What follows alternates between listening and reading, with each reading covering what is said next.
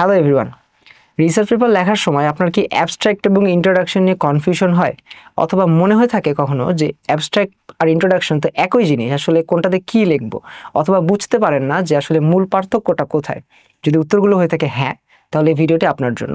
আজকে ব্রিলিয়ান্সি রিসার্চ থেকে আমি তৌফিক আপনাদের সাথে থাকবো এই বিষয়ে আলাপ করতে, যে আসলে অ্যাবস্ট্রাক্ট এবং ইন্ট্রোডাকশনের মূল পার্থক্যগুলো কোথায় এবং যা জানলে আপনার রিসার্চ পেপার লেখার অভিজ্ঞতা অনেক বেশি সহজ হয়ে যাবে। সো লেটস ডাইভ ইনটু ইট।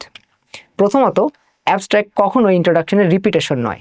আপনার মনে হতে পারে যে অ্যাবস্ট্রাক্ট এবং ইন্ট্রোডাকশন তো আসলে একই জিনিস, কারণ দুটোই তো পেপারের শুরুতে লেখা হয়ে থাকে, কিন্তু না, এখানে আসলে কিছু পার্থক্য রয়েছে। প্রথম পার্থক্য যদি বলতে চাই, অ্যাবস্ট্রাক্ট এবং ইন্ট্রোডাকশনের প্রথম পার্থক্য হলো এর লেখার পারপাস অথবা উদ্দেশ্য। অ্যাবস্ট্রাক্ট হলো আপনার পুরো রিসার্চ পেপারের একটা সামারি। এটি এমনভাবে লেখা হয় যেন পাঠক আপনার গবেষণা এবং এর ফলাফল সম্পর্কে খুব সহজেই বুঝতে পারেন। এক কথায়, অ্যাবস্ট্রাক্ট হলো ওভারঅল রিসার্চের একটা কুইক ইন্ট্রো।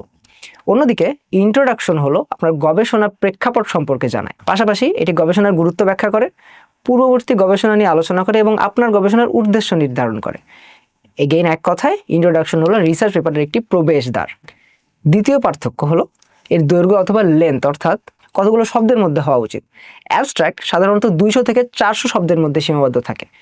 জার্নাল বা কনফারেন্সে সাবমিশনের জন্য এই লিমিটেশনটি খুব কঠোরভাবে নিয়ন্ত্রিত হয়। অন্যদিকে ইন্ট্রোডাকশন তুলনামূলক বড় হয়ে থাকে। এটি সাধারণত 1 থেকে 1.5 এমনকি 2 পৃষ্ঠা পর্যন্ত হয়ে থাকে এবং এতে আপনার গবেষণার বিস্তারিত পটভূমি আলোচনা করা হয়। তৃতীয় পার্থক্য হলো এর বিষয়বস্তু, অর্থাৎ আপনি অ্যাবস্ট্রাক্ট ও ইন্ট্রোডাকশনে কি কি বিষয় লিখবেন এই বিষয়টি একটু মনোযোগ দিয়ে শোনার অনুরোধ থাকবে। অ্যাবস্ট্রাক্টে প্রধানত 4টি বিষয় থাকে: 1 objective, 2 methods, 3 results and 4 conclusion. Objective কি? অবজেক্টিভে আপনি আপনার গবেষণার মূল উদ্দেশ্য কি সেটা লিখবেন। মেথডসে আপনি লিখবেন গবেষণার কোন পদ্ধতি অনুসরণ করা হয়েছে। রেজাল্টসে আপনি লিখবেন আপনার ফলাফল এবং কনক্লুশনে গবেষণার ওভারঅল একটা অ্যাসেসমেন্ট দিবেন।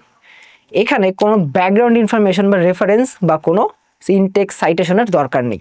অন্যদিকে ইন্ট্রোডাকশনের 3টি গুরুত্বপূর্ণ অংশ রয়েছে: হোয়াট, ওয়াই এবং হাউ। হোয়াট অর্থাৎ আপনার গবেষণার বিষয়বস্তু এবং প্রেক্ষাপট সম্পর্কে একটা আলোচনা।